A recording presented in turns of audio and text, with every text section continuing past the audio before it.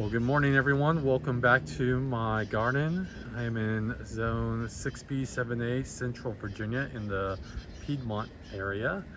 And this beautiful tree here is Glauca Slenderina Pendula, or also a Pisces pungens or a Colorado blue spruce and it's just a beautiful weeping version of the Colorado blue spruce, and you can just see how pendulous it is, or weeping it is. Just look at the beautiful curves already forming, even in this small. Uh, it's now in like a 3-gallon pot, but I originally got it as a 1-gallon last year, and it's just putting on some good growth for me already, and you can already see the shapes that it's going to take. This one will get 12 to 14 feet tall and maybe 6 to 8 feet wide in about 10 years. It's supposed to have 8 to 12 inches of growth per year, maybe a little bit more than 12 inches if it's going to get a little bit more than 10 feet in 10 years. But sometimes those numbers are for the West Coast, especially the Pacific Northwest. Here in the South, sometimes the conifers tend to grow a little bit smaller just because we have really, really hot summers. And at night during the summertime, we really don't cool off like the West Coast does. So we only really get a good growth spurt out of our conifers in the late winter, early spring, and maybe a small one in the late fall. Whereas sometimes, especially if you're in the Pacific Northwest, sometimes you can get 3 growth spurts in your conifers in a year. So it's typically on the East Coast, especially here in the South, the conifers typically don't get as big. So Slenderina is zone 3 through 7, so I'm right here on the edge of where the Colorado blue spruces like to live. And so, but I've had good luck with them. I just make sure I plant them high, and if we're in any dry periods, I just make sure that I give them supplemental water, and it seems to be doing well for me. So this is my first time with, first time with Slenderina. It made it through last summer just fine. No needle burn, no dieback, anything like that. So I'm excited to plant this one out in my yard. I'm probably gonna leave it in a pot for the next couple years to let it get a little bit bigger. I plan to stake it up.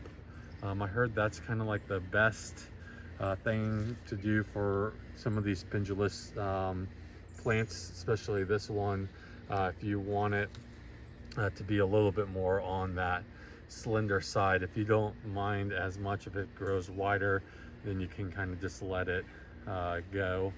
But if you want to kind of keep it more in that narrow form, staking it up is the best option.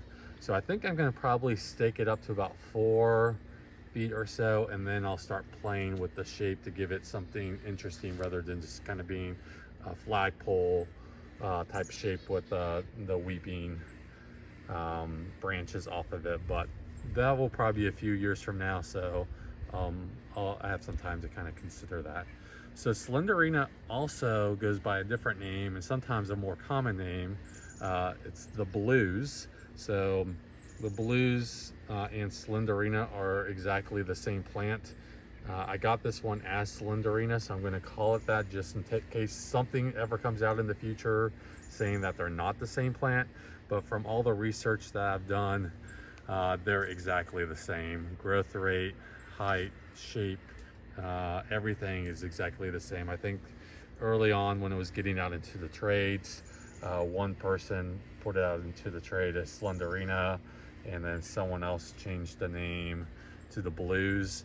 But if you have the blues, I wouldn't recommend getting Slenderina unless you want a second one, or vice versa. If you have Slenderina and you're looking at the blues, unless you want a second one of the same plant, I would just stick to the one that you have.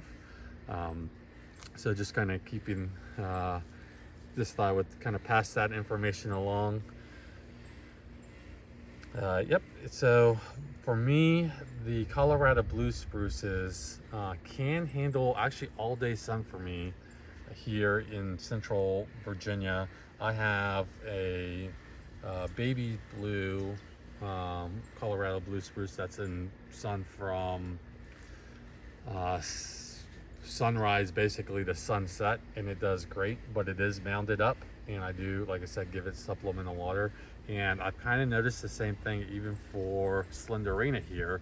I've had it in this pot where I've had it in full sun, or actually all day sun, basically from sunrise to sunset, and last summer it didn't miss a beat. So even though we're kind of on the edge of where it likes to grow, it can handle that full sun. The blue spruces, this one, or at least the Colorado blue spruces, this one I don't think does very well if you put it in part shade for holding this silverly blue color. It will green up on you. So that's something to keep in mind, especially if you try and push the zone where you're going to need to put it into shade, especially if you're a little bit further south than me. You may lose some of this beautiful silverly blue needle color, which is what you're kind of getting it for. So, but I would experiment with it. One reason why I keep it in the pot is, especially some of these conifers where I'm not sure how well they'll do in different areas. I move them around just to see how they do, and if it's not liking its area, luckily it's in a pot and I can quickly pick it up and move it to a spot where it will do better. And I just love the little spruce cones that these produce. You can kind of see them there. Just a little added texture to this beautiful color. But yeah, if you have any questions about Slenderina, feel free to leave a comment in the comment section, and I do read them all, and I usually respond pretty quickly. But yeah, if you have any questions, let me know. Thanks for watching.